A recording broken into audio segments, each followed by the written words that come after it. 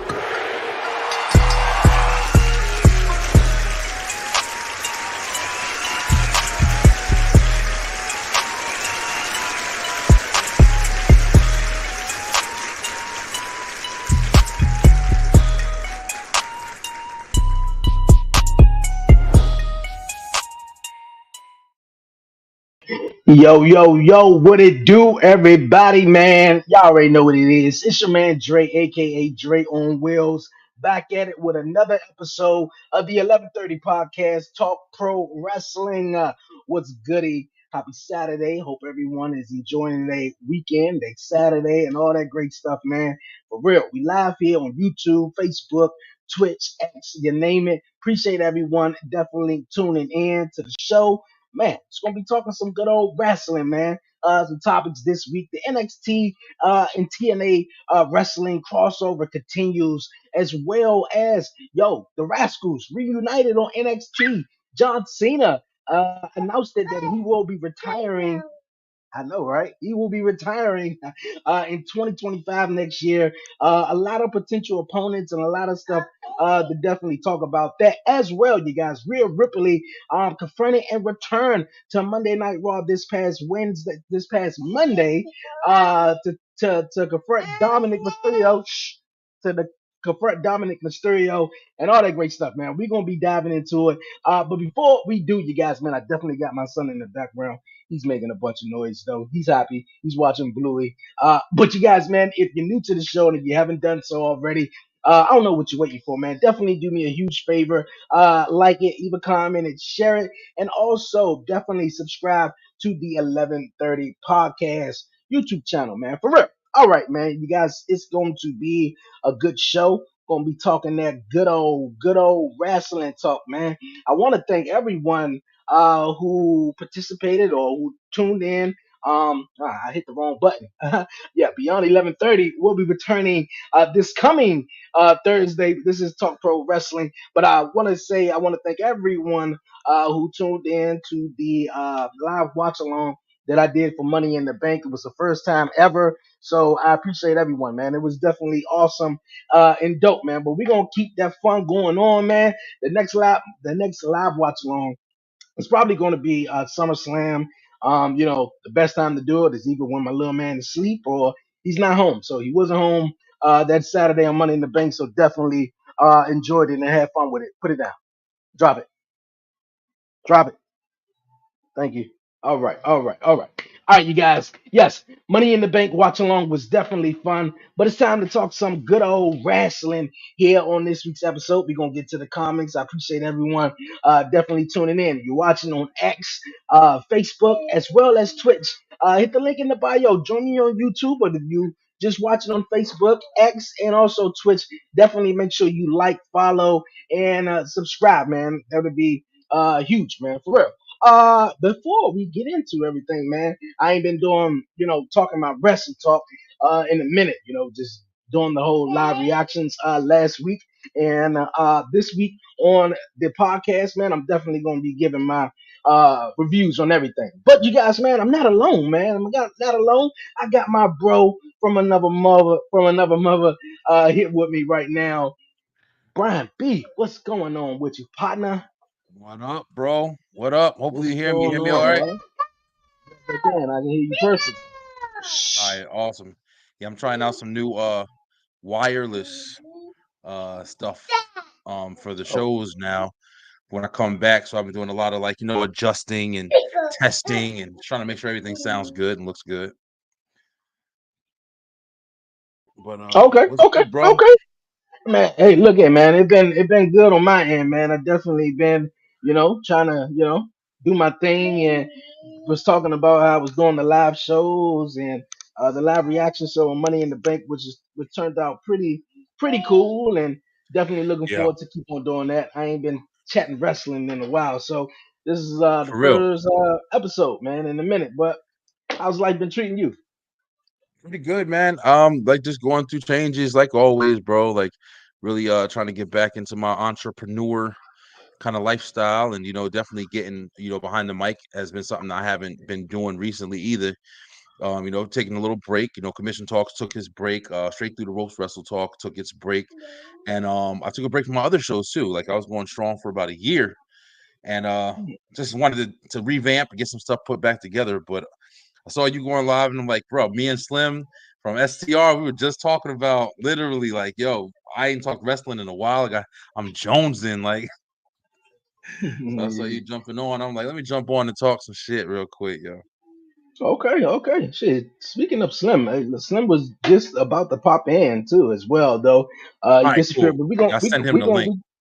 okay, cool. We gonna get him when he comes back in. We gonna join have Slim join in the conversation. All right, man. We're gonna definitely Right. start out, man.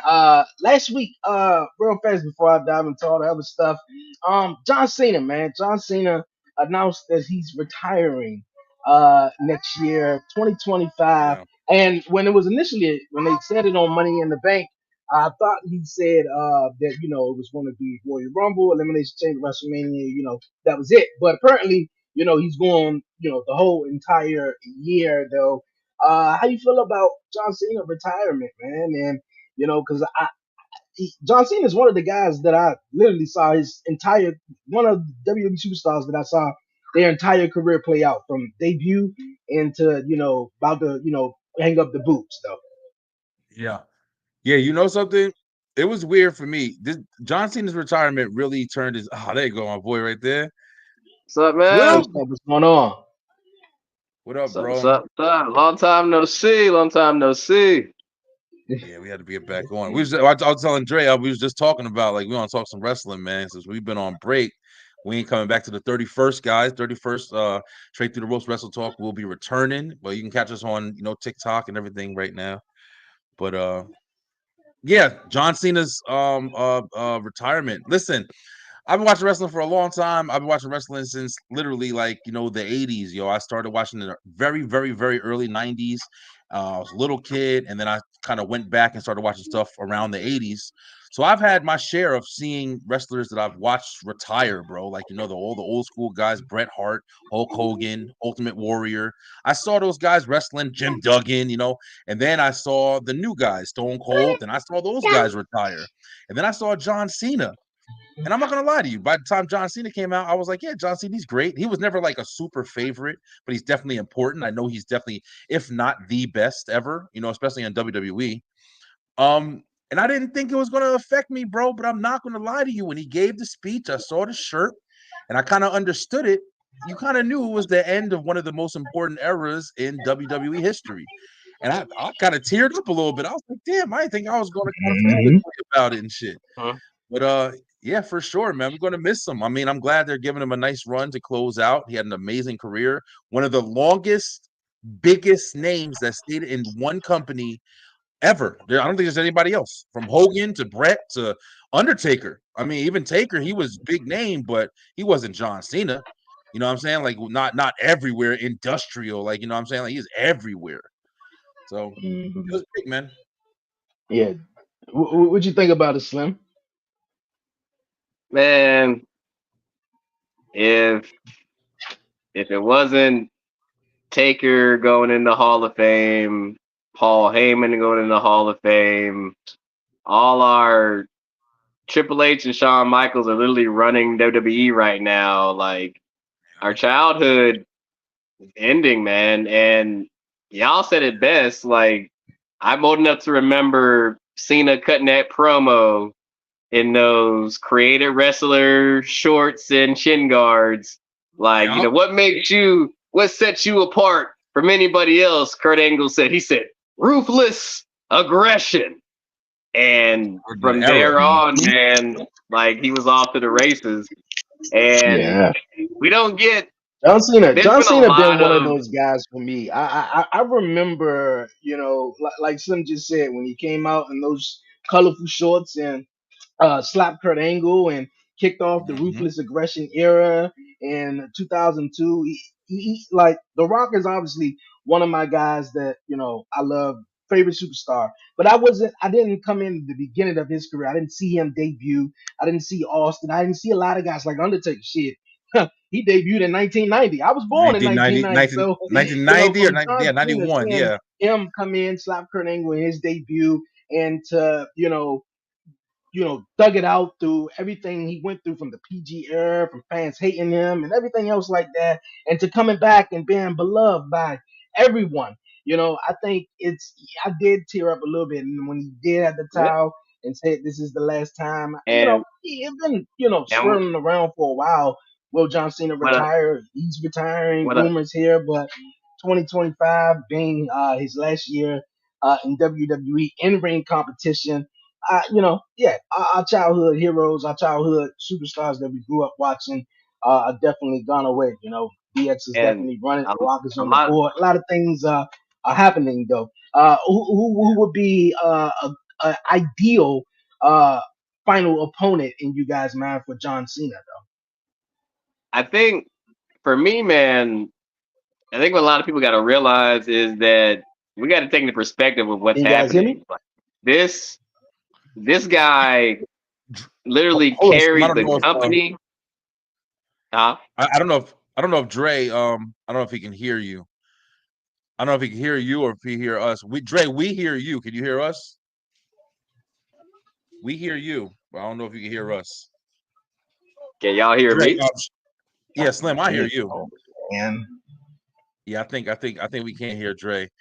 But Slim, go ahead. What were you saying with as far as like John Cena? I know you were trying to say something with Cena. No, I think we got to put into perspective that Cena carried the company during a time when the E wasn't the most popular at one point.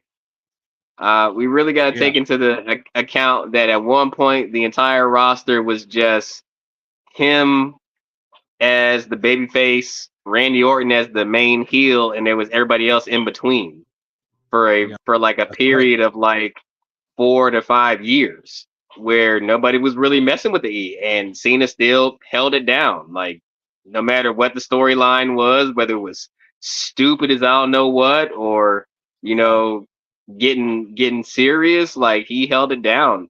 And I think it attests to like somebody who stick and stays and actually loved the company and had to do what he had to do. Like true company guy. You know what I mean? Like yeah. true Oh yeah, all company the guy. way, all the And way, all the way.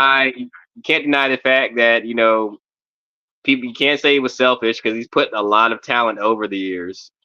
And for somebody who has been in that spot so long, I think we all know people who don't necessarily pay it forward like that. So, I Yeah, think it speaks to the level of his integrity, the actual person that he is, and I'm gonna miss him, man. yeah, And I ain't gonna for lie, sure, I was man. one of the main people back in the day saying, yeah, Cena sucks, but once I got older, I think I didn't appreciate what I had. You know what I mean? Like you gotta appreciate this. This is a guy who this was our Hogan. This is this generation's Hulk Hogan, essentially. So I'm gonna miss him, man. I'm gonna miss him. Okay, can you guys hear me? I hear you now. Okay, cool. All right. Yeah, that's what I think I missed out. I didn't hear you guys though. Yeah, a lot of us didn't appreciate John Cena though. But if you can go back to him, if you did say it, who would be an ideal final opponent for John Cena? All right, I think y'all hear me right? Yeah, now I hear. Yeah, I can hear All you. right. Yeah, I got. I'm like I said, I'm switching up over here, so I got testing stuff out. But Yeah, I I just mean, I wanted to ain't gonna. piggyback on what Slim said real quick.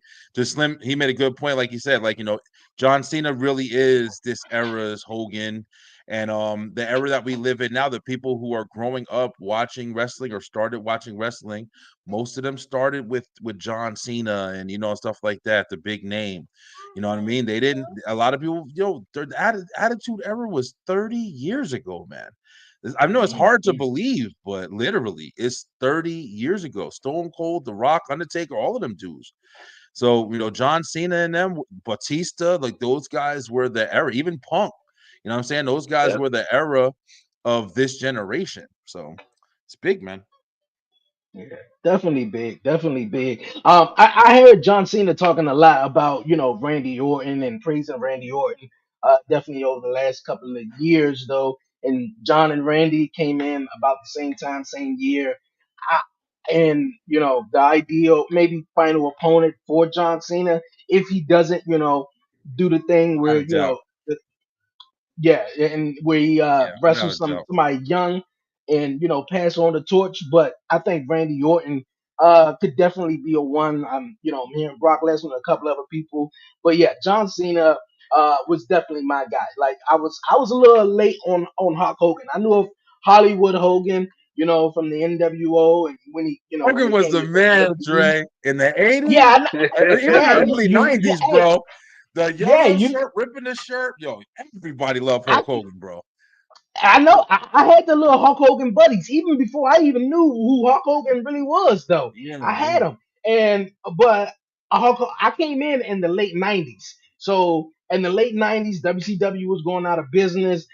Hulk Hogan was doing this NWO thing, and it wasn't until Hulk had the matchup with Rock, and they dialed it back, and then they brought back the red and gold colors, the red and yellow shit. So I got the end of Hulk Hogan, and definitely know in hearing the comparisons of John Cena and Hulk Hogan. So yeah, John Cena would definitely go down in history. Yeah, at one point, especially like in 2011, I was like, man, I'm not appreciating John Cena no more. Somebody new should step up, and it was only John Cena for a while. He was He was boring. the only guy. Yeah. Yeah, he was. No doubt about it. He was fucking boring. Everyone wanted to see him turn heel, but he did He's not still do that. great, but he was boring. He definitely was boring. He was played out. His Yeah. character was played out. But at the end of the day, like you can say that about a lot of guys, but when it comes time for it, he put his he gave it to us everything he had every time he got in the ring, and he was a good character. At the end of the day, we grew up with him, yo. I think that's what it falls into. Even the worst hated wrestler that you see, whoever that is, like at some point you see them, hanging it up. You looking like, oh man, I remember, like thanks for letting me hate you. You know what I mean? Like Yep. it's kind of what you feel, man. But Most yeah, definitely. like y'all said about Randy. Randy definitely to me, since he's saying he's gonna be, doing a couple of matches, I can't see Randy not being his WrestleMania. Like, Oh yeah, most definitely. It's just Yeah, the I got. the history there is just like too good not to do it. Hmm. Yeah, I mean, Randy Orton is definitely obviously the nope, biggest pick, I don't know. and I don't I know. can't World I title. can't think of anyone else. The world champion, I would like to see him win the Intercontinental Championship. I think that was one title that he have not won throughout his career. Him and Sheamus, they kind of like have not won the IC Championship, but that's just something to think about. And John Cena retiring, man. All right, you guys, man. We go say it again. Crazy, crazy, it's crazy. Oh, yeah, it definitely We is. old, All right, bro. you We got. getting old, yo. We seen generations of motherfuckers retire at this point, yeah. That's what I was thinking Yeah, too. Like, damn, like you seeing people hit the bricks. I think the yeah, the funny thing is you got to think about how many people he outlasted through his career. Like That's how true many people too. have come and gone, and Cena's been around. Like Yeah. yeah, yeah. Sting just wrapped up his career. What was it last year? And the Undertaker did, a couple of years Right. ago. So yeah, a lot of people that we watched and grew up with are definitely moving on and retiring and stuff. So Man, all right, Yeah. you guys. This past week, on Monday Night Raw, we seen the return of Mommy. Mommy is back, man, and Oh in the man, midst yeah. of all of this, crazy story with Dominic Mysterio, and Liv Morgan, and I didn't think, actually, Brian predicted a little bit. I didn't think that Rhea Ripley will be back this sooner than I expected. I thought maybe it'll build up and they'll have this blow off big match. And I'm not saying they can't, but I thought it was going to be sort of at WrestleMania.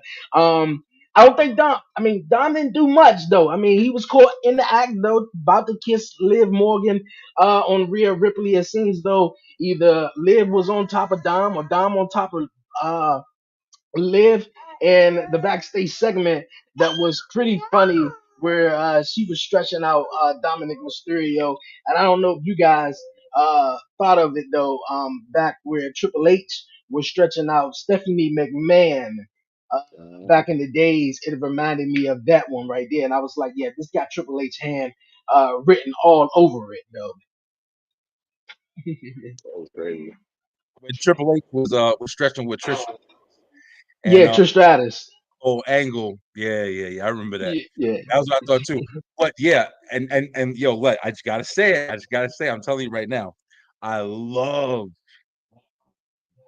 that they bringing that sexy shit back to WWE, man. Like, there's one thing I don't care what nobody says. I know that they did a lot of heinous stuff to women back in the day, but it is something that's definitely be missing. You got these beautiful girls on here, especially Liv Morgan. When Dom fell on top of Liv and Liv's legs were spread wide open, I'm like, yo, y'all doing shit right now. Because you saw the reaction, right? The reaction was from everybody. Every reaction video I saw was, whoa, shit. Like they going in. And yo, you need that, bro. You need that, that kind of that visual, kind of like unexpected like I was like, yo, I thought he was about to smash right there. First of all, Dom Mysterio, you the luckiest motherfucker. Like I'm telling you, right? I don't know how he resisted because I would have smashed her ass right in the middle of the ring, no questions asked. Yeah. No, that was good. Hey That man, was really good. yeah, they definitely. I mean, although the show is still under the PG, I don't think that was PG anymore. And then also, Triple H said Hell it, no. I think best too. That I think especially with Monday Night Raw and WWE as a whole, but specifically Raw and what happened there in the storyline with Dolph and I mean I said Dolph, Dom Dom and Liv Morgan, they catering to just everybody. You got uh the the spicy hot storyline with them, and you got everything else with the action and drama and intense mystery stuff going on Raw. So it's a Yeah. lot going on, and I like how they catering to everyone else. And I also mentioned too, man, you definitely got to grow up with the fans. The fans have definitely grew up, especially if they've been watching 5, 10 years ago, man, and they were maybe 8, 7 years old. They're probably going through puberty right now. So I'm pretty sure they understand this right now, kind of. But I think Dom Dom. I don't know if they're gonna have a matchup where Liv Morgan versus Dom Dom and Liv Morgan versus Rhea Ripley and Dom Dom like in the cage above the ring to where he can't get Shark involved in the Cage. matchup. Shark cage. Or Yeah. special guest ref. That's what I was Oh, thinking. yeah, Guest special referee guest Dom Dom. That shit, yo, that would be phenomenal. special guest referee Dom Dom. What you think about it, son? Not gonna lie, I didn't know how quick she's gonna come back from her injury because I didn't know how severe it was. I think that the plan always was her and Liv at SummerSlam. And I think they just had to pivot a little bit. But I mean, I love what they're doing, man. It's giving me the whole Eddie and China vibes. I feel like he has to beg like when Eddie made China mad back in the day, come Raw on Monday. But I love it, man. Rhea Ripley's probably the top person in the women's division right now.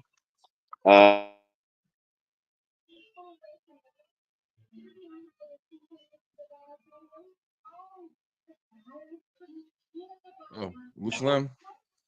Okay, thought it was me for a minute, so I just wanted to hear Yeah, I feel somebody like else say something. everything's kind of messing up. Can you hear me? I can hear you perfect. I can hear you perfect. Okay, cool, I cool, think cool. I think I Yeah, think my shit's Slim fucking up may have too, but froze. yeah, Slim Yeah. froze over there. But like he was saying, like I agree with him. I think that Rhea definitely is the hottest women's wrestler right now. If you think about it, Liv is probably the next. You feel me? Like as far as just being on screen, have a role of importance, everything like that. But this week, really, I was really paying attention this week, man, because wrestling's been really, of course, really good. Even AEW's been having like some really good storylines and stuff like that. It's summertime, shit is heating up. But I'm enjoying like the more, I said it a million times, but the more adult content, man. It's more interesting to follow. It's more, you're rushing to next week because you can't wait to see what's going to happen next. And we haven't had that for a while, bro. We haven't had that like that anticipation. I feel like Do, it's been just do, boring, kind of. do you think this has a hand into the Netflix deal that they're going into, whereas Yeah. Oh obviously not yeah. going to be uncensored, and they trying to tap into at least to see how far they can go with it. I definitely do. I think it would be further than this. Like, to be honest with you, like everybody says, I've been hearing a lot of people since they talked about Netflix, like, oh, they're not going to do this, they're not going to do that. I think that we're getting like an understanding. They definitely are going further than what you thought they were going to go. Like you said, we all have said at this point, Triple H and Shawn Michaels are the ones who are running this shit on WWE side right now. Two of the craziest D-Generation X, you know what I'm saying? One of the wildest shits back in the day, bro. And they're given the ability right now on Fox and with all the other stuff from the blood to the fights, like even just the more brutal kind of beatdowns. You know what I'm saying? Like before, the beatdowns used to be you get a chair, you hit them in the back, blah blah. But now they having brutal beatdowns now. Like people getting the shit beat out of them. That match with Jada Parker Yeah. and Shin on NXT, bro, Mm-hmm. they're going in now. They're not playing no fucking games. So I think we haven't even seen what's to really come when they do hit Netflix. They're gonna be amped up. They're gonna be on the mic. Yo, you ain't nothing but a stupid bitch. And it ain't gonna be that whole, before it was like bitch was like the word. Oh, he said bitch, they're not supposed to. I think it's gonna be like we're gonna be hearing that on the regular. Like, Look, with the spicy stuff that's going on right now with the whole Liv Morgan and Dom Dom on Monday Night Raw and things to come. Well, SmackDown last night, I think everybody's talking there, right? What Nia Jax said about Bailey, oh, and she's BBL finally Bailey now, somebody right? So I was like, addressed it, bro. Address I that know booty, bro. everybody who was a big fan of Bailey. I knew you and Warren and a couple Yeah. other people I knew was going off when she said that to Bailey last night on SmackDown. But yes, the whole TV 14 vibe I think is they pushing pushing, see how far they can go. Definitely, you know you got grown men watching too. Of course, you got little kids, and I think we're catering to each department though. And I think with a lot of the diehard fans, like people who've been watching since the 80s, 90s, and stuff like that, I think you still want to cater to them, even though most of them, not even most of them, maybe some of them have fell off the company because either it was too boring, it was too whack, they got on PG, blah blah blah blah. And I think now what they're doing is making it very entertaining and stuff, even Yeah. with the storyline. I think if they just did this out of the blue, maybe it was just like, okay, what the hell they doing? But the fact that Liv Morgan is playing on Dominic Mysterio, playing mind games and trying to get in his head and take everything from Rhea Ripley by being on top of her or stretching Dom or anything like that, I think Yeah. is real perfect though. Like Slim said, For it a does while. remind Yeah. me of the Eddie Guerrero and China vibes a little bit too, Oh, yeah. especially with Yeah. Dominic They're and Rhea. literally like kind of, yeah, they're kind of copy and pasting that whole kind of dynamic which is an awesome dynamic because China and Eddie's little Latino Heat thing, it gave China Mm-hmm. something to do for sure, and it elevated Eddie Guerrero in a different light because you saw him as a luchador mostly in WCW, and then with the Radicals, you still saw him as kind of like he wasn't like even in a storyline really, he was just with the crew.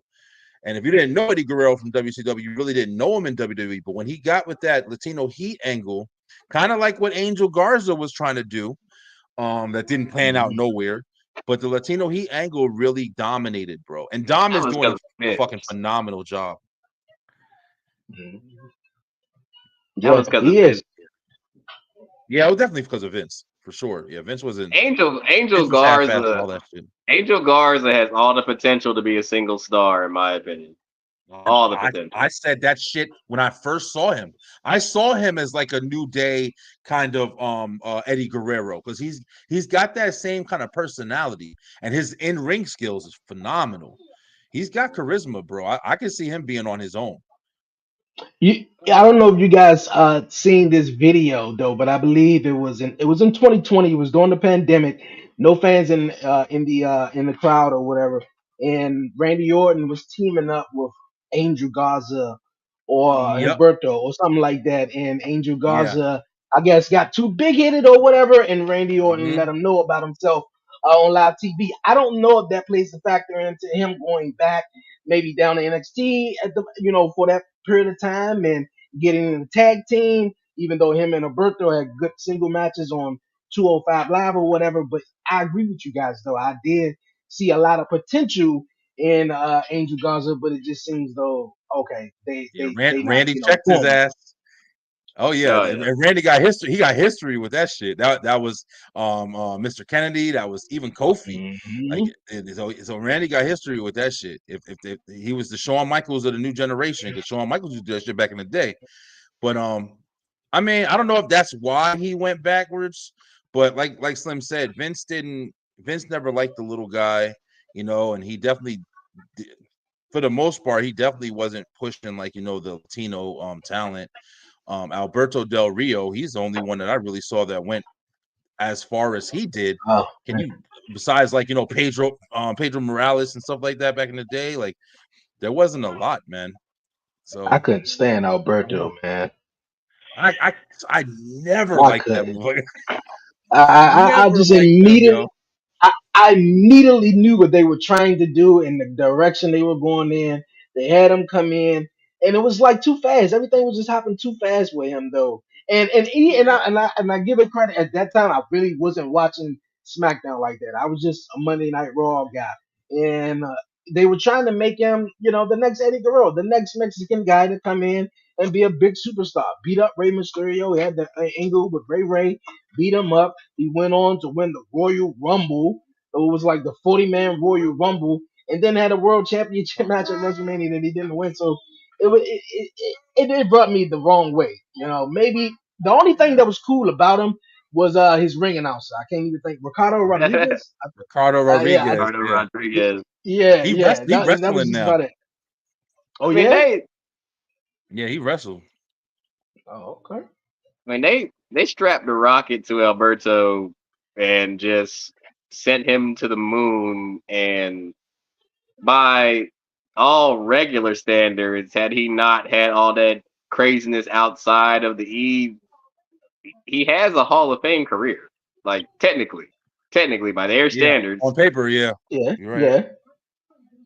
I mean, but it's just like I agree with B. Like I was never really a big Alberto fan because it just felt so forced. Like you're the Latino playboy coming in Mm. from Lucha Libre heritage. Like not trying to be funny. I didn't even know who you were that you wore a mask back in the day, and they didn't really emphasize that. You were presented to us as Alberto Del Rio. Like Mm. not to say that he And I, wasn't good. Like I ain't gonna lie. The main thing I remember Alberto Del Rio for is Dolph Ziggler cashing in on him for Money in the Bank. That's what I remember too. That was the biggest shit for me. but I can't the one remember I a remember is dude. he won. I remember him winning the Money in the Bank and him cashing in at SummerSlam with Kevin Nash and came in and called CM Punk the matchup. And I was like, oh, okay, maybe I can get behind him though. But it would seem as though for a while WWE was just trying to find the next Rock, the next Stone Cold, the next Eddie Guerrero. And it was just like, let this shit just play out. Let it happen though. They You were know what I forcing mean? it. Yeah, You they were know, forcing yeah, it. That was that they whole situation. Yeah, they yes, forced all that. That's what they did with Roman Reigns. They forced his shit, they were and forcing nobody it. accepted it. Yeah, Yeah, let's and force the now shit out of it, bro. and now look at it. Everybody, we want Roman. Like, come on, you wouldn't even have thought Wow. of that would have been in unison after all the shit Roman Reigns went through, and people was like, Yo, nah, come on, nah, not him again. listen, bringing up Roman, yo. Listen, this is like the can of worms. This is one of the biggest reasons I really wanted to start talking about wrestling, but I missed it. But I saw the video. It was going around on TikTok, and I saw the video of when Roman first returned back at what was the SummerSlam when it was the Fiend versus Braun Yeah, Strowman, and bro. he came in late. Remember, he came in late. He wasn't even like you didn't think he was coming to the match. The Fiend and Braun Strowman just to fight him. And he came in and he showed up, and there was nobody in the audience. And it was the first time you saw that come, go in, wreck everybody, and leave. And domination, bro. Domination. Roman came in, the Fiend, Braun Strowman was just launching them. And this is the untouchable Fiend character and shit. When I saw that, let me tell you, bro, I was just thinking in my head, like, this is the Roman Reigns that's got to come back at SummerSlam, bro. I think that they should bring back, and they should make sure they say it. I think he should wear the shirt. I think he should have like a jacket on, and he should unzip the jacket and take the jacket off, and you see, come wreck everyone and leave. And everybody just knows that's that motherfucker right there. That came that. And I think that he should just wreak fucking havoc, yo. I got a lot to say on this. I'm not gonna go and rant. It's not my show. I'm just saying. I I agree. think I that agree. Roman got to come back like a monster, bro. Yeah, I agree on the wreck everyone though. I think for him to been gone for a while now, and everyone run roaming now, we don't want you to leave. So it's like, oh shit, he's gonna leave us again, which we all probably know Yeah. that though. But yeah, that version of Roman Reigns was the best version, and I don't know. I don't know. I mean, I thought he was gonna come back last night on SmackDown. I'm like, shit, who's gonna come out and help fucking Nah, Cody nah, Rhodes, Dre, you man? know I it's mean, gonna be I mean, for a quick minute, when I he mean, I come back. knew Randy because Randy Orton is giving me, he giving me like shitty, he giving me like real like bad vibes a little bit. Like He he's gonna trying to turn get on close. Cody. Yeah, he He Yes, gonna gonna turn yes. turn I on on. Cody. don't now. I don't know when that's going to happen though, but he's giving me vibes like I'm coming after you. Like Right? I'm gonna He be keep after you. he keep eyeing the championship like Yes, yes, Yeah. yeah. So I'm Which like, he should. Ke- Let's be real. Like, Kevin. who Yeah, he who's should. fucking with the championship right now? Like nobody. They don't even. I I mean, mean, besides Solo Solo, don't that's even it. really care. But I'm saying on some real shit though. Solo's more avenging what happened to the family. He was the one that stopped Roman. So it's like they got a storyline there. It almost doesn't even matter that it's the belt involved. Like if it wasn't a belt, it would still be interesting. You feel me? Like I it mean would still be a rivalry. I'm gonna say Yeah, it. I'm gonna say it for the people in the chat. The the more interesting title right now is the World Heavyweight Championship. That's I'm the more telling you, interesting it title really right is. now. Yeah, Like with not trying Damien to be and funny. Finn and Seth. Yeah, you right. Yeah, not trying to be funny. We all know Cody is champion, but like it's like I think Dre just said it. Nobody besides Solo is a threat on SmackDown to him right now, and this story more so, unfortunately, supersedes the WWE Championship because now it's really about to me right now in this moment. Cody is a sacrificial piece right now. Like this is See really the just to get me spell. to. It's really just to get me to Solo and hold on, yo. I'll be right back. Yo, okay, all right, okay. but thank you, Slim. Thanks, partner. Because he's absolutely right. But Dre, really, this is why I said I got a lot to say on this. Yo, listen, can Okay. we be real? We talking about Cody, right? We talking about Randy, right? We talking about even Solo, right? Who should we be talking about? Yo, Jacob Fatu is he walked in to WWE and he is taking out the biggest names, bro. Yo, did you see him single-handedly And yeah. take out the tag team champions and the former tag team champion by himself? Four hmm people. And Bro, and come and on. and and that Come gave on. me the vibe of that when Solo was saying in the promo that at one point the Bloodline had all the titles. They had the tag team titles, they had the world title. So Solo is going after Cody Rhodes and he's trying to get the WWE Championship. And then with Jacob Fatu coming out there and doing what he did to the tag team champions in the former, that I was thinking, okay, so wait a minute, is That shit Jacob going to team crazy, with yo. Tamaloa or Tamatanga, and they gonna get the tag team titles because I guess they have to take Got it that off too. Yeah, the yeah, heels, and now yeah. they got it on the baby face with DIY. I think that makes sense. I mean, perfect sense though, real perfect sense. But to piggyback on what Slim was saying a little bit, yeah, the World Heavyweight Championship is a bit more interesting too, and I think Yeah. this past Monday Night Raw made it a little bit more interesting because what Seth Rollins said to CM Punk. Now CM Punk called Drew McIntyre not once but twice, not twice but three times at the World Heavyweight Championship, and Seth Rollins said, "Yo, when you get clear on site, man, I'm coming after you though. You're not gonna even win the World Heavyweight Championship." And it's like, hold up, wait a minute. This whole rivalry been building and brewing since about what January between Drew McIntyre and CM Punk, and now Seth CM Rollins Punk. like, yo, you know, I'm It in it just made it now like because 10 times more interesting too. The same shit. yeah, It's even more like remember it was supposed to be Punk and Rollins before everything, but then hmm Drew and Punk had an amazing rivalry that they've been building on for the last couple months, and then they found a way to bring Seth Rollins back into it. Yo, the storytelling is fucking epic right now, bro. Like you said, the world heavyweight champion, and don't forget, let's not forget, Gunther is just sitting in the wind. We don't even see him, but we know as soon as Gunther steps in it, he gonna be the is he? dominant fucking presence. Well, I mean, is he winning that SummerSlam? Oh yeah, yeah. There's no I. The only way Gunther doesn't win at SummerSlam, and being that it is SummerSlam, is if he gets screwed in some type of way. There's no way he's fucking losing. The only thing I can see, if anything, will be if Finn Balor interjects and Finn Balor does some shit, and then Damian gets mad at Finn I Balor. think that's the But best option. I don't know where I you think go that's from there, though. But yeah, but I think then it's more about the being who's in charge of the Judgment Day now, and seeing the mm, Judgment Day sort of implode because uh having Gunther lose, or having Gunther lose is crazy, and doing yeah, I Money in don't the think Bank so. weekend.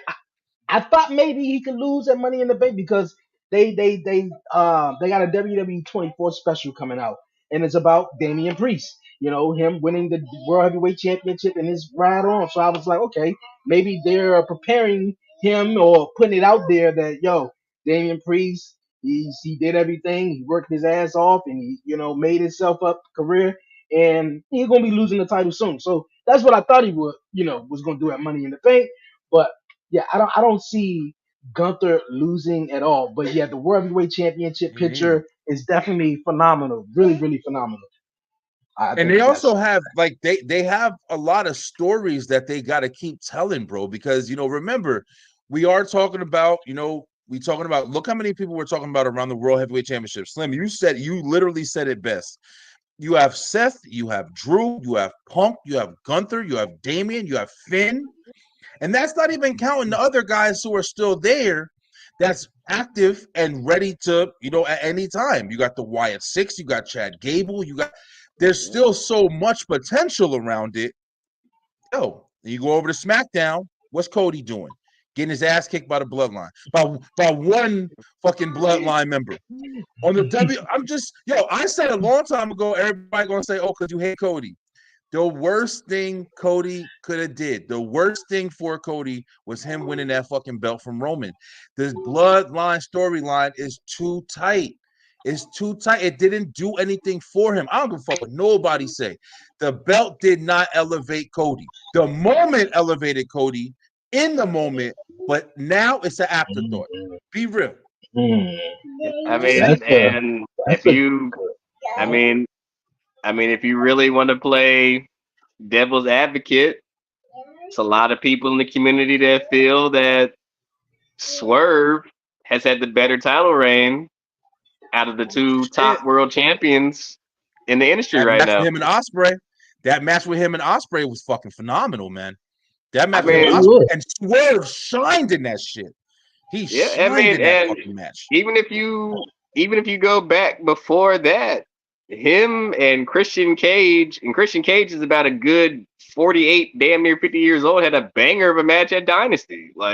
That's right. Like Swerve to me has been putting on good matches. See, I think we see the clear difference between WWE and AEW. AEW doesn't focus necessarily on storylines. We're going to give you your fantasy booking and intertwine it with the story. WWE is the match is the story, and we're going to give you great action to get you to the telling of the There. telling of the match. But Yeah. I mean, I'll say it like I agree with B. And I'm not I'm the one that's joked with B and called him a Cody hater through all the streams we done together. But I agree with what he says. Like the moment and the whole like we already said it. He went through the John Cena arc when he lost to Rock that year at WrestleMania. He had to go through a That's right. redemption. Can I still do this? Can I get back to the title picture because I lost at the big moment at Mania? And I'm not gonna lie, the finisher story was probably one of the best roads to WrestleMania ever since we had The Rock versus Stone Cold. I'm not gonna say that it You're right. wasn't, and how he got the championship. Like we said, the old guard protecting the new guard. You lead us into the next generation, Cody. That was very, very phenomenal. But since then, you've given me two matches with AJ and a match with Carmelo and a six-way tag at a Money in the Bank. Like it hasn't been the most illustrious run.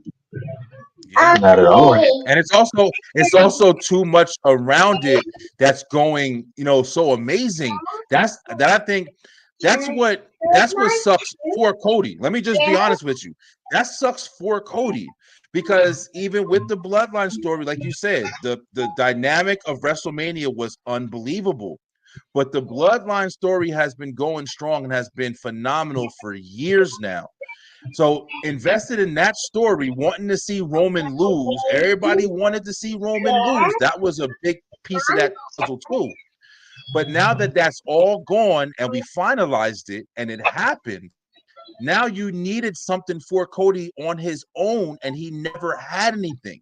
That's the fucking biggest thing, man. And Cody now, Randy Orton and Cody's story is almost the most compelling thing that he can get into. But here's the fucking problem. You've been having the bloodline kick both their ass, both their Yeah, ass for the past couple weeks. So now they both look weak. So I don't even give a fuck about their match. I'm like, you fight each other. Y'all should be fighting Jacob. He the one fucking y'all up every day. I'm just saying, like, I can't get invested with Cody. He's always in some shit that's bigger than him. That's just my thing with Cody. And Cody's good. Every other thing that involved Cody Rhodes, where he was the top shit, he was phenomenal. But at this point, he's been invested with so much shit that's been bigger than him. It's not even his fault. I It's think it fucking I think it crazy. shows to I think it also shows to what happens when you listen to fans and we pander to the crowd and we want Cody and everything like it. Look at we was gonna get Rock and Roman at WrestleMania, but the crowd was like, "Yo, fuck that, man! We want Cody Rhodes. Let's bring in Cody Rhodes and I'm then glad let they him didn't. finish the I'm glad they story." didn't, though. Yeah. Yeah, I'm Yeah, glad they didn't. yeah, Because this new yeah, road is going to be way better when they do Rock and yeah. Roman at this next WrestleMania. Yes, it is though. It is, and Cody Rhodes winning the championship. I was a big fan of him not winning the championship because as a baby face, it's better for the baby face to chase everything than rather than him to just have the championship. Now you have the championship. Now then what? Then what? Everyone is now going to turn on you. It seems though all the fans, we love these superstars and we sort of love to build them up and then when they get there, it's like, oh yeah, yeah, yeah, all right, well, yeah. What's next, dog? You born? Like and Cody Rhodes just been getting beat up lately by the whole bloodline. Ever since they've been this added member, each member they add to the bloodline is more interesting than how long Cody Rhodes had the championship. You done added Tama Law, you done added Tama Real Tonga, shit. you done added Jacob Fatu, and each week we like shit, who gonna be the next one? And then the next question is like, well, what do you think about Cody Rhodes champion? Man, I don't give a fuck about that. Who the next member of the bloodline? And that's what happens because Cody Rhodes is like he's the ultimate babyface. And it mean like we don't want to see you get Yeah, beat up, but you just get beat up every single week. yeah, The because reason, like last night we already saw like if he wasn't already a star last night, Jacob Fatu made himself a star. Dude took out the tag team champions and honey, Austin Theory in like 15 Mm-hmm. seconds. Like tell him, yo, I'm telling you, when you left, that's exactly what I just said. I said this guy came in Mm-hmm. first night. He came in and took out Randy Orton, Cody Rhodes, and All by Kevin Owens himself. by Mm-hmm. himself. Now he took and out the fucking tag champions and the former tag champions by himself. and I don't know if Crazy, y'all man. notice like I noticed, but when they line up, you can clearly see how they're a group, but they're individualizing them. Like the Tongans were just enough separated from Fatu, and Fatu is just enough separated from Solo. Because let's be real, like I'm gonna be real honest here. Tamatonga and Jacob Fatu are easily outshining Tongaloa. And Oh, for sure. Yeah, for sure. Tongaloa is not the most. He doesn't do well on his own, but when he's with Tamatonga and God, his flaws get hidden, and he is good in a tag team setting. If this is to get God into the tag team division and set them up like that, I'm all for it. But For like I sure. like how they did that because I saw that I was like, okay, we got God right here, Jacob Fatu's the menace, Solos in the front, they're all one, but I see like they're setting him up. Like, okay, Jacob's the enforcer like Solo was. God is the Usos. For Um, sure. Solo is now Roman. Like it's crazy how like all this is set up, and we still got to get a Jimmy return. We got to get the Usos getting back together. We got to get Paul Heyman's return, Roman's return. Like this Jay whole I Uso think story. Roman. brought back to him. I think Roman Reigns have to come back first before we get anybody, to come, like Jay Uso or Jimmy Uso. I feel like Roman Reigns would set the stage though. And just my predictions, he coming out and it will probably be after Solo loses to Cody Rhodes at SummerSlam. He come All right. out, he show his face and everything like that. And then we start building and going into the fall to where it's like, okay, Roman is just by himself. The Usos left him, even though Jimmy got kicked out of the bloodline as well, and they beat up Paul Heyman. So now we're gonna start seeing them come back to, Roman Reigns and how Roman Reigns is gonna, be presented in a different way. And then, you got the wise man Paul Heyman and Jacob Fatu, like Simpson said, everybody was just doing their own thing. But Solo Sokoa has only been the only one who's been in a way hmm, uh he's been the only one who's outspoken or said it out loud disrespecting the tribal chief as, I'm the new tribal chief, Roman ain't coming back or whatever like that. And I feel as though at some point all of them are going to turn on Solo Sokoa and come back home to the tribal chief. That's I don't know, man. I was thinking that too, but I feel like if they do, maybe it'll be when Hikuleo comes, or if there's something like that, because that's still in the distance. But at the same time, it's like, what does Solo do? I guess does he got to earn his stripes back with his family? And then does he put his tail between his legs and I'm sorry, I didn't mean it. Like I just got full of power. I was just mad. You let me down. They do a big emotional. I don't know. Make a potential. Well, I don't know. Yeah. I want to say this Think though, about real quick. Oh, yo, off the topic with what's it called? I was thinking about this shit, yo. This is what I think. This is my personal shit, y'all. For Cody Rhodes, I know everybody's expecting Randy Orton to flip on Cody. That's like, it's in the tails, right? He looking at the title, he giving mad tails. But yo, for real, what if Cody flipped on Randy? I feel like that would. I like heel Cody. That would fucking invent that nigga. I think a million times over. See, I ain't gonna lie. I wish Cody was the champion on Raw, because I think if they turned him heel on an uncensored network, it would just give us like something that we've never seen before. Like I know USA will do right by SmackDown, but you got to admit, like if I'm somebody working in the E and I know that we're about to go to Netflix and I can like really tap into my imaginative side now with no restrictions, like that's it's gonna be crazy. Point. That's a good ass point, Slim. That's actually a topic we should probably all touch on. Like, what do you think is going to happen when they do go to Netflix? And that all those talent are going to want that creative control. Like Cody Rhodes, the big names are going to want to be where they can openly do whatever the fuck they want. So, what are they going to do? Like, are they going to have another draft? Are they going to just say fuck the draft? Are they going to? That's a good point, actually. Yeah, that is a good point, though. I think in January, I think all the shows come over to Netflix too. So even him staying on SmackDown, I think they could still tap into some heel Cody. But I was definitely for that. Him not winning at WrestleMania 39 and then him losing again at WrestleMania 40, and now they put Cody Rhodes into like a what the hell I do next? I mean, like, what do I do? And the only thing he could do was turn heel. And boom, I think that would have been a fantastic story for them to tell. But seems like Cody Rhodes is the biggest I'm trying to babyface be right now. too nice. He got. Give a shit about Yeah. I would love to see heel Cody, bro. I would love it. You heard like the stuff he said last night when he was like, take me, to the bloodline. I was like, really, Cody, man? Like they'll be whipping your ass, and because when they was beating up Randy Orton, and he was like, and they was holding him back, and he was like, won't you take me? Won't you take me instead of Randy Orton? And I'm like, okay, Cody Rhodes, you got it, man. You definitely got it. But I hope Cody flips on Randy. I hope Cody flips on Randy in like the worst way. You think I don't know you? You think I don't know you? I hope he fucking goes crazy. And then that'll make him interesting immediately. It will make Randy Orton a bigger baby face because he don't got shit to worry about.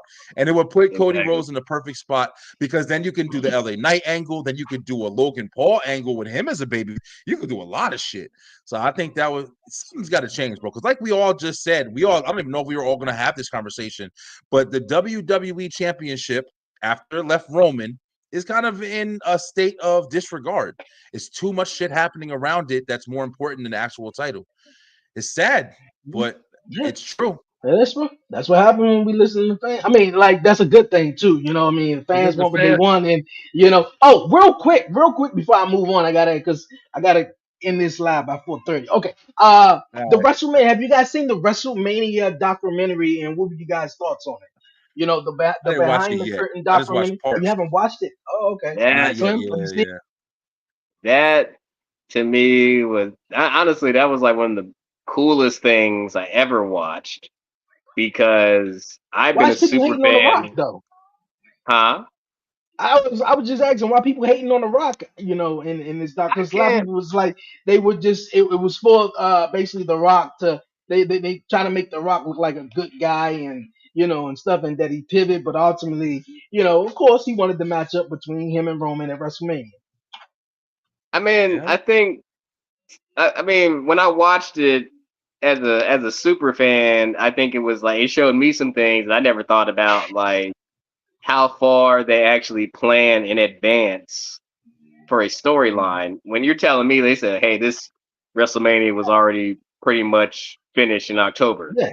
and Hmm. Yeah. as a fan, that makes me think like, okay, like if WrestleMania Yeah. is finished in October, like, and you got all this stuff in between that time, like how much you have to like listen to the audience and change and Oh, do yeah. that if you already have stuff penciled in 6 months ahead of time. And kudos to the organization, because I'm pretty sure you can't do something like that big a scale in less than 2 months.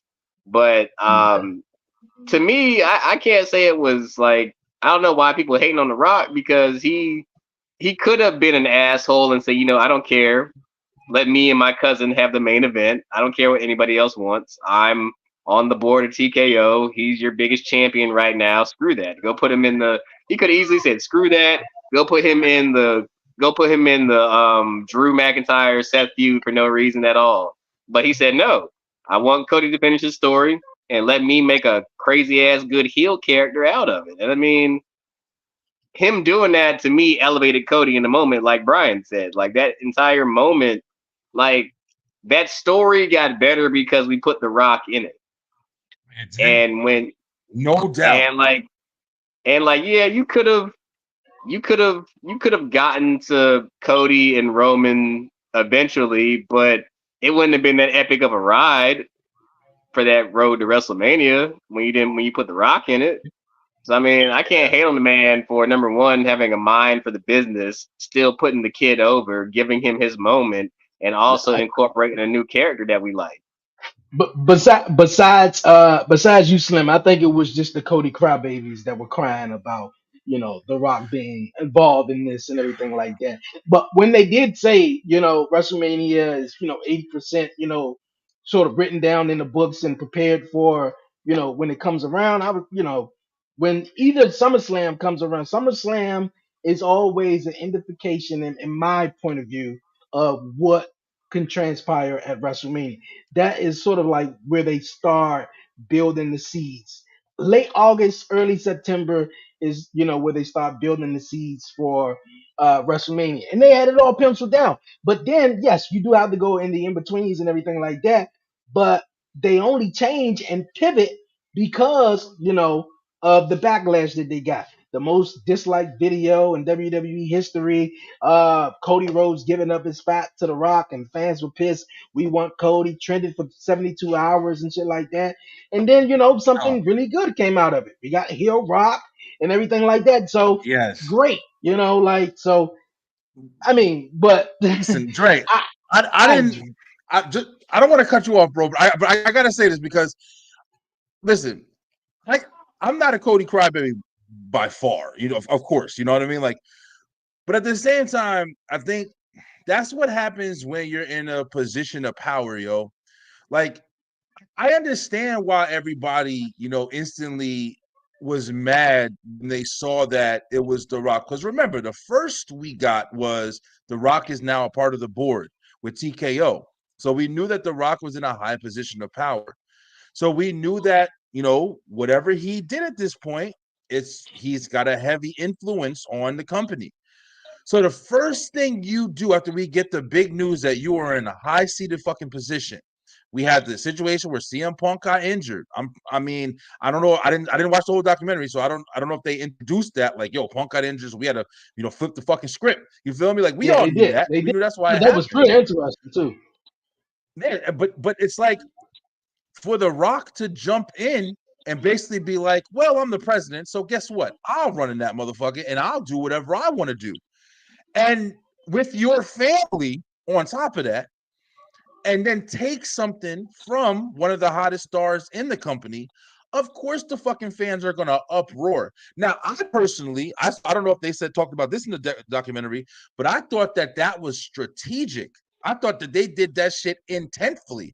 Like, hey, listen, we're gonna do this, and then everybody's gonna jump on Cody's side. They're gonna hate my ass, and then we'll go from, because it seems like it's a strategic plan. You feel me? Like, so it's like if The Rock literally said to himself, on some thoughtful shit like, well, CM Punk can't be there, but I'm The Rock.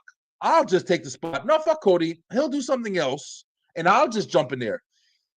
If that was the plan without the strategy, then instantly I feel like The Rock is on some pig-headed shit. And if that's his mentality, he's fucking stupid.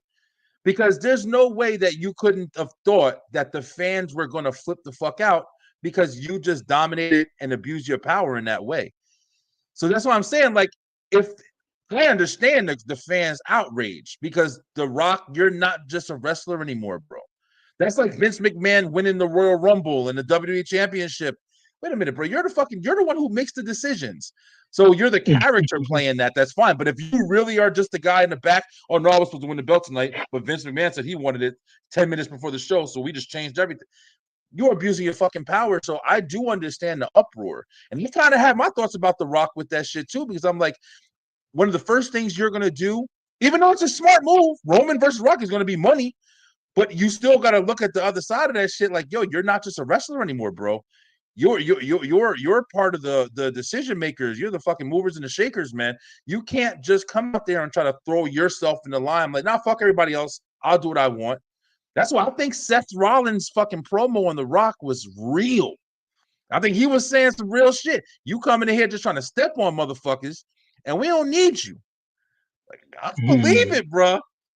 Yeah, The Rock yeah. got personality traits in his movies and shit too, bro. He got a lot of people say a lot of shit about him. I love The Rock, but I'm just being real. His No, yeah, I personality might agree. have some shit. Yeah, I Yeah, look at, and I said it numerous of times, man. You look at, we love these guys, and we they be idols, and we love them, but they be having some fucked up shit about them, and what would they say? Never want to meet your heroes or your idols growing your up. heroes. Yeah, on Yeah, some real yeah. shit. So so I look at, I love the Rock, but I be like, look at you look too good sometimes, my nigga. I know something going Fuck on, but Cody. Fuck uh, Cody. Hold him on to it. but yeah, man, like Like, I was really? like, damn, they hating on Rock though, and of course, yeah, before he was on the board, and I think this was already like a decision or something that was talked about that he was going to be taking on Roman Reigns at a WrestleMania. Yeah, and it didn't happen at Mm-hmm. 39, but it was going to happen, and things started to line up for itself. But I don't know. Maybe they did think or didn't know that maybe the fans would be outraged like that, because you got to also think it was also a greater percentage of the fans that really wanted to see Roman versus Rock, and then you still Like, had some Cody other won the fans. Rumble, bro. Like, Yeah, yeah, that's fucking tradition. Like, I don't know, bro. yeah, but Yeah, that's some like they crazy said, like shit. I don't want to keep spoiling stuff because I know you said you didn't see it in the documentary, but the thing they messed up was having uh Cody point at Roman after he won the Royal Rumble, and that was a whole thing that they had to explain. But yeah, cool documentary. Definitely I'll check it got to out. check it out. All right, A lot of people think he went into business for himself with that move. Mm. I think so. I think so. Mm. No shit. Yeah. think so. The They TN. doing, bro. You gotta remember, these are the people who've been there and the people's kids. You know what I'm saying? That's Dusty's Mhm. son, Roman, fucking Seeker. You know, these guys have been in the industry for their whole life. They know what they're doing. Yeah, you're right. True. You're right. Crazy. The NXT and TNA crossover is definitely continuing though. I got to get you guys' Yeah. thoughts on it, man. This past week we seen the Rascals from TNA appear on NXT. Came out there with Wesley after Wesley, I guess, was gonna somewhat quit because he couldn't get the job done at Heatwave against Uber Femi. But yeah, we seen the Rascals on NXT. Also, before that, we seen Kazarian, of course. Joe Hendry seems like he's a big favorite. Brian also stated that I think WWE has added him to their, roster page or whatever. How you guys feel about that? And this past week on TNA, we seen Charlie Dempsey, the no quarter catch crew. I think it's something like that. They appeared on TNA, and Izzy Dane took on Jordan Grace in the Open Challenge. How you guys feel about this process that's playing out right now, or between TNA and NXT. I just feel like NXT is getting the better of it, though. I mean, they got I feel Joe Hendry, and a couple other people, but and I think it plays a factor into it because TNA is pre-taped, so they gotta work how they work. But I mean, I want to see some big guys from NXT to go over and be on TNA as well. So Yeah.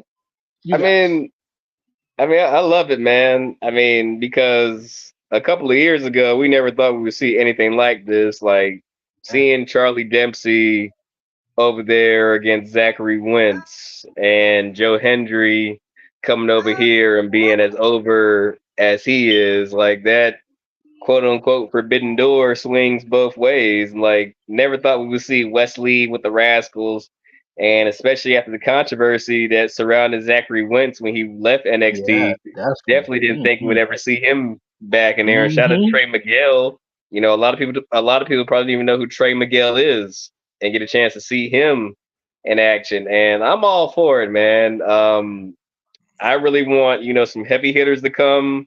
Like, not saying Joe Hendry and them are some heavy hitters, but I want to see like I want to Moose see interact Moose. with Yeah, Obafemi, or yes. like even though they didn't know what to do with him, like give me this new version of Mustafa Ali walking back through Cool. the NXT as X Yeah, Division champion, yes, or if you yes. give me like give me a Josh Alexander, fighting somebody. Hell, not to be mean, they've done more with Ethan Page than AEW did with 2 years with him. real. Like, Yep, Hmm. that's true. Ethan Page has this like just this slimy, smirky look, like you just want to punch him in the face. Like he's like Yeah, the guy he's good, is man. like that good. Like he's the guy is like so good at something and you hate it. Like I hate that this guy is so good at this. I just want to punch him in the face. Like I don't really have no reason to hate him. I just want to punch him in the face. And to me, that's a good heel. That's a good heel Yep, right there. And the way he won the title was like true heel fashion. Perfect. He didn't really Yes. do anything. He got knocked out and perfect. he Yep. landed on the opponent. Mhm. And He made more Perfect. because noise. Yo, let's be real. He made more noise with just that. I'm sorry to say this, but he made more noise with just that than Trick did with his whole fucking title run. To be Mm. hey, honest that's with you, fair. That's fair. Trick. I think we thought Trick was going to be a way bigger deal than what he was. Because No, Trick was boring you immediately. what I think it was also too, and I think it plays a factor in it, is the baby face. Having the baby face as a champion for too long. I think Kevin That Nash said it. I sucks, mean, man. he, I think when you have a baby face and he's chasing the title and he's chasing that title and he win it, it's like, I mean, that's cool. You celebrate it, you can have it for a couple of weeks, but we need that back. We need that back because I think it builds a whole lot of more character, But then more only heels storyline. can be fucking champions. Like I don't No, understand. no, no. Not only heels can be champions though. The babyface will be champion though, but it's the more story into it is having them chase it. The story between him and Carmelo was more good because he was chasing the NXT championship from Carmelo. The same thing with Cody Rhodes. He was chasing Roman for 2 fucking years for the WWE championship until he fucking won it and nobody cares. That's the What point. about Seth That's the though? point I'm Yeah, making. whenever we have these conversations, like, because you're absolutely right. I'm not disputing you, but Yeah. like, I'm trying to find like the balance to where because you want to have a long term babyface champion. You feel me? Like if everybody has to be long term heel champions, just like with Money in the Bank, the Money in the Bank person, you want them to be a heel because they always want to do some heel shit and cash that bitch in. The babyface going to give it to you and tell you when they want the match and all that bullshit. But I'm saying like Seth Rollins held the world championship and his shit was entertaining. He was a workhorse. He did his shit. Is it the Yeah. character? Like, I don't know. Cause Well, let's Yeah, but play. Well, let's play devil's advocate, because look at the difference between Roxanne Perez's babyface run as champion compared to her more I'm gonna do whatever it takes to keep the title heel run right now. Like in her it's or run great. right there, Roxanne was or always fighting underneath, and then or now it's like she's more mhm, aggressive. Yep, yeah. I love that shit Even too. even in another case, like even back then, like Stone Cold, The Rock, just for a couple of examples, or Kurt Angle, or whatever. These guys weren't champions for years or a year and a half or 365 days. And again, John Cena probably was the only one, and I think that's where a lot of backlash came from John Cena.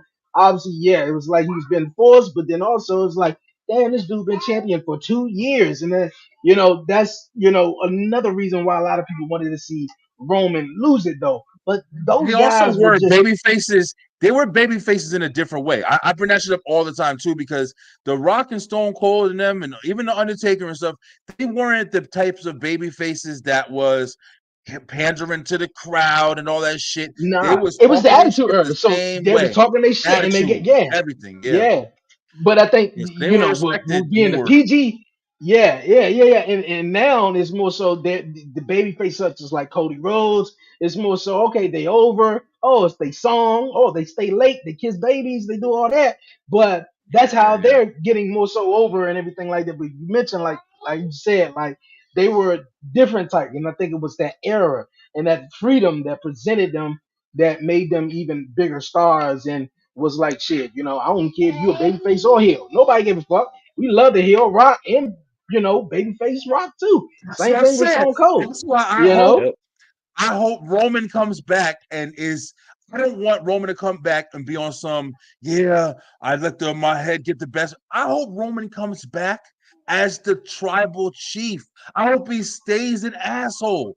Everybody, acknowledge. You know who this is my show, and because I'm telling you, you don't have to switch up. He can do that shit and have Jay and Jimmy there. He's my family. You running with me. That's right. Let's go. Be the tribal chief. And then they baby face Hey, all of them, bro. are Yeah. you are you wearing Mhm. the Sheamus Brawling Brutes hat, Who? Me? or is that a regular cap? Hey, this is regular shit. I wish I Oh, didn't even know they had a hat. I look too fat. It looked like the hat from that show Peaky Blinders for a minute. They're still trying to roast me and shit. I'm trying to get some Listen, damn Uh, STR hats. Some of them making them now. I'm trying to get some shit going. yeah, that's But yeah, what's man. up, man. but I Yeah, agree with you, Roman. man. Like those baby faces aren't the baby faces they're using now, and like also you got to take into account that that roster was completely different than what we have now. Like in that Attitude Era roster, you could take probably about 60% of that roster and made them heels and just like let them wreck shop everywhere. Like you Another know, thing too, Same shit. and another thing too, everybody was over in the Attitude Era.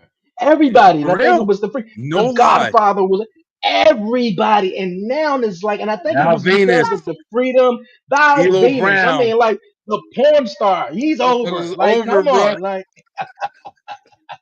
Yeah, you're it was right. You're crazy absolutely though. right. And now, we switched it. We got the F out and we gone PG and it's like, but goddamn, they can't do anything, So it's definitely a different time. Definitely Different era, a yeah. It's different, great. yeah, Now, a like different you guys are era. talking about with TNA and everything. I personally really do love what they're doing, the intermingling. I do think WWE is taking liberties on it. Of course, they're WWE. People have different mixed opinions, but I think what they're doing for TNA is they're inviting you because even me, I'm interested in it now. I'm interested. I saw a damn clip where Kurt Angle was giving fucking praise to Joe Hendry, saying he's one of the best people he's ever gotten a ring with and shit. And I'm like, well, I don't even know this guy. You know what I'm saying? I didn't even know him until people started singing his song. So now you got something more to look for, something more to adapt to, and bring you to a whole nother product, bro. So I think that the intermixing is doing phenomenal. Io Sky and fucking AJ Styles were just at Noah, and they did, incredible. Brought eyes to that product. I like how they're introducing new people, letting you see new people, and just mixing it up in that way. Because even I'm enjoying more wrestling than I did before. So I think Yeah, it's a great presence right now with the companies, man. no doubt, no doubt. And the only thing when I see this relationship between WWE and TNA, I was like, man, WWE don't work with nobody, and the only people that I can remember them working with at least at one point was ECW. I remember them helping ECW back in the days where You know, you seen the crossover between both of them companies and stuff like that. But you know, when it came to WWE, it was just WWE strictly, and you know that was it. So, Vince hey, fun McMahon. time. It was Vince. Yeah, yeah, But now it ain't definitely, it Vince no was. more. That's what that tell everybody. It wasn't really WWE. Apparently, it was Vince It was McMahon Vince Mc. because Hmm. Yeah. it was the fucking people who own it now is really trying to mix everything up. All right. To close it out real fast, man. AEW, man. Over the last couple of weeks or so, they seem like they just been hitting it right, man, hitting the nail on it. We seen MJF, you know, obviously come back, and I think it was a dynasty, but he turned heel. The old MJF is back, and I think a lot of people wasn't, including me, I wasn't buying the babyface MJF. I was more so on the Hell heel no. version, you know. And now he's back. He took out Daniel Garcia, and you know him, MJF and Will Ospreay is going at it, Osprey. which I'm digging it. I like to see where it goes. But I think the one thing that really got my eye on it, well, not necessarily though, but last week's episode was pretty interesting though. Not only the main event, but the matchup between Daniel Bryan and Hangman Adam Page was great. The Fatal Four Way match was cool. Chris Jericho killing Samoa Joe on the forklift, I thought was He hysterical. did.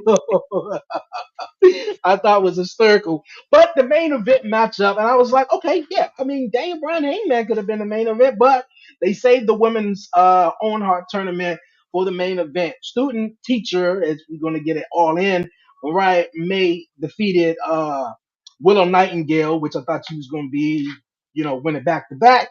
But Mariah May won it, and then as soon as after she won it, she ran up the ramp and grabbed the belt and was so excited that she turned around and smashed Tony Storm in the face, man. I did not expect it at all. And it's like AEW got a thing with women, man, and they bleeding or whatever. But the ending to the show I thought was phenomenal, though.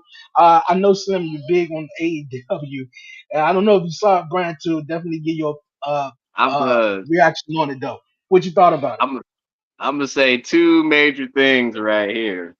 Number one, Tony looked like she about bladed as deep as Eddie had No Way Out in 2005. Cause Jesus, like that was crazy. And I'm like, I'm not mad at the AEW lets their women do this. I think you gotta let them be them. But like that was like some of the craziest things I ever seen. Tony's facials was amazing. It was crazy. Like this makes me want to see this match at Wembley Stadium. Like, and I didn't even know who Mariah May was till a couple of months ago. To be real, which I had to go actually go look up her work in Stardom. That's a little thing I've been doing now.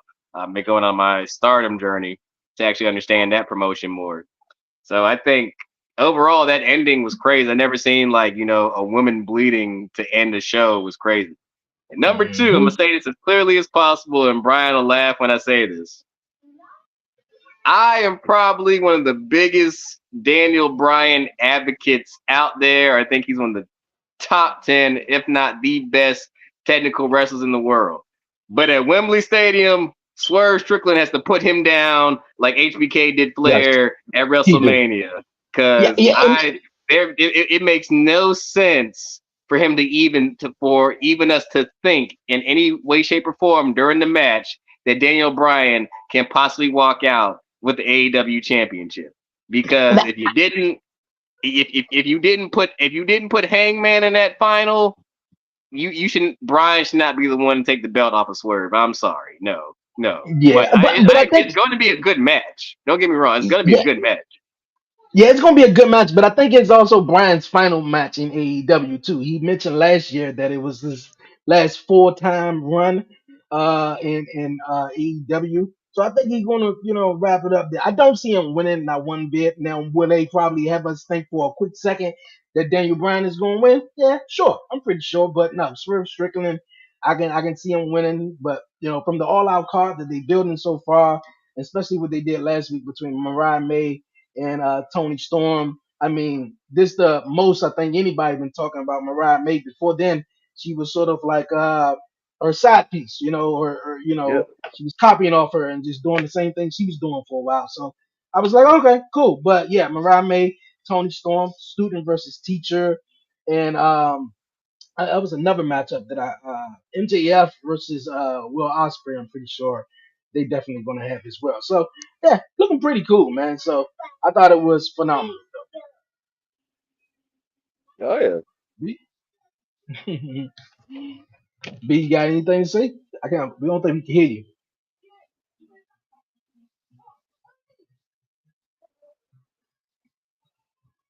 Can you hear him, Slim? I can't hear him at all. Okay, cool. I just want to make sure You it got wasn't just me. Okay. me. All right, cool. Yeah, my bad. I'm like I said, it's wireless technology. I'm over here messing with. I'm gonna get my regular mic back and soon. But I said heel MJF and versus Swerve Strickland is what I'm looking for. And I think MJF's gonna be the one that takes the title off of Swerve, honestly, especially now that he just went back to being heel. I But don't want to see him as a champion just yet. I mean, like, I mean, what else? I want to I see just what see it else. happen, yo. Yeah, and I'm pretty sure it probably will happen though. But I want to see what else he can do. What else MJF can do? We know you. It's probably the only one that they got that's real good on the microphone. You know, MJF said one thing like everybody good at wrestling. Everybody can wrestle, but you know, can you do something else? Can you, sell me this story? Can you tell me something else? About this, Yeah. storyline or whatever like that. And I think that is definitely dope though. But yeah, Hill MJF is definitely where's that? I don't want to see him win, but I want to see Swerve continue on his reign and maybe somebody stop him though. But I think Swerve is definitely doing amazing. I think Prince Nana Definitely. got to play a part in Swerve losing his title, yo. That'll be the Oh biggest storytelling shit that they can really build. He's been loyal to his no. side for a while. I mean, it's gotta be something. You Prince gotta do Nana? something, bro. We ain't trying to see the same shit constantly, man. Like you said, like I want to see something happen that's like epic. You feel me? Like Wardlow returns or whatever. I don't know. I don't fucking know. Like whatever. Like Warlow would be something perfect. crazy. They don't Yeah, know I what just to Yeah. want to do see with something good. him. They It don't seems know what though. to do with him Big ass Yeah. dude. You can't get him in one fucking match that means something. Like I don't know. because they. You know what doesn't make any sense is that MJF is heel now, so that makes that whole Undisputed Kingdom storyline bullshit now. Mm. Yeah. Yeah, Hmm. Doesn't mean anything. And plus, Adam Cole, we don't even know again, if he's fucking cleared. bullshit. Oh yeah, that's right. What a waste of time, man. What a waste of time that whole and you believe it or not, that shit, hey, AEW, just so you know your storylines matter. That's the shit that got me into it. I started watching AEW more when that was happening. I was like, okay, I'm interested in this, so I'm gonna start watching more and paying more attention than I was. But then just to see that shit fall flat, that was like a fan I was trying to become. I was like, fuck it, that's it that you got? Like, why Yeah, am that I was it. trying? Like, That was it. yeah. AEW is more concerned. I don't want to say more concerned, but they got the wrestling down pat. It's just telling the story. So hey, we'll Yeah, we're see gonna where get it there. goes, man. We'll definitely get there. Look at man, it was awesome having you guys on Talk Pro Wrestling this week. I appreciate you guys, man. Talk Pro Wrestling will be back next. I know, man. It's time to go, man. You ready? All right. He said, man, I'm time to get up and leave Oh them yeah. out of here. Yeah, man. It's been awesome. Talk Pro Wrestling. We'll be back next Thursday. Next Saturday, man. I gotta eat something. Me Next too. Saturday, Hungry and over here. also Beyond 11:30 returns this Saturday. But before we head on out of here, you guys have Thursday. anything you guys want to say before we roll? Yes, we Hey, got to go. Dre, always gotta say, amazing coming Got to on, go. bro. Okay. Really appreciate you. Me and Slim were just talking about how we missed, talking wrestling since we've been on hiatus. But guys, STR Straight Through the Ropes Wrestle Talk. We will be returning July 31st. It is a Wednesday. It'll be at 9 o'clock p.m. Eastern time. And we're gonna be, of course, kicking it off with SummerSlam. So we're gonna be talking about everything that's been happening, catching up, me, Lay, and of course my man right here, Slim Jefferson. Can't wait, bro. Yeah, you already know, man. STR be back, like you said, July 31st. He's been taking a break. Also, wishing best wishes to Lay. Hope you're healing up, feeling better. Can't wait to see you Please. back on the mic. We miss you. It's not STR without you. Just make Yeah. sure you follow all B on all his platforms. Follow me on TikTok at STR Slim. and watch my Heroes Legends documentary premiering this Sunday. The one, the only, the Miz, baby, on A&E. Right. Go watch it. I can't wait to Yeah, watch Right. it, man. hey, that's Yeah, it's what's gonna be up. good. That's what's up. Appreciate you guys, man, for definitely tuning in. Definitely go check out STR, man. Shh. Definitely go make sure you go check out STR, man, July 31st, when they return. Man, for now, you guys, until next time, myself, Dre, aka Dre on Wheels, my guy Brian B and Slim. Yo, we salute, man, and see you next time. We out. Peace. Peace out. Thank you guys.